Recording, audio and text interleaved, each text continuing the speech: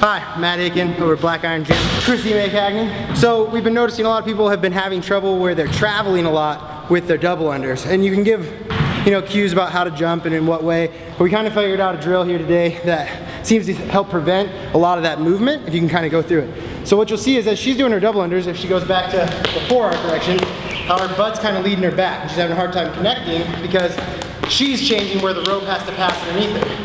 Well, that's not just a collapse at her core level, that's a collapse at the hip level. And she's letting her hips lead herself back. You see it a lot of times where people are kind of jumping side to side, it's because their translation through their core is relating through their hips in opposite directions.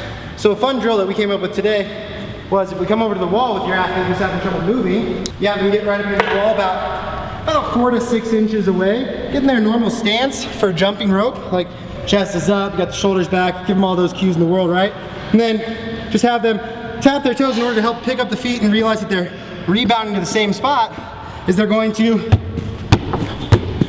And then you can mimic your hands while it's going. And now if you keep your hips underneath you, and I'm trying to talk at the same time, so I'm moving a lot, but I'll let Krissy go. If she can do a good job of keeping her hips underneath her, she's rebounding in the same spot, and then the only thing that's translating is that her toes are coming up as the rope will pass then below. Notice her hips are now in a straight line with her too. So if we come back to the rope, and she focuses on keeping those hips underneath, realizing that it's a jump return, not necessarily jumping around her in place. Jump return, pulling her toes better. And she hasn't moved back. You use that line on the floor, she's still in front of, with the balls of her feet, on this line the entire set. Whereas before we watched her, in just a few reps, move back over a foot. That's our tip of the month.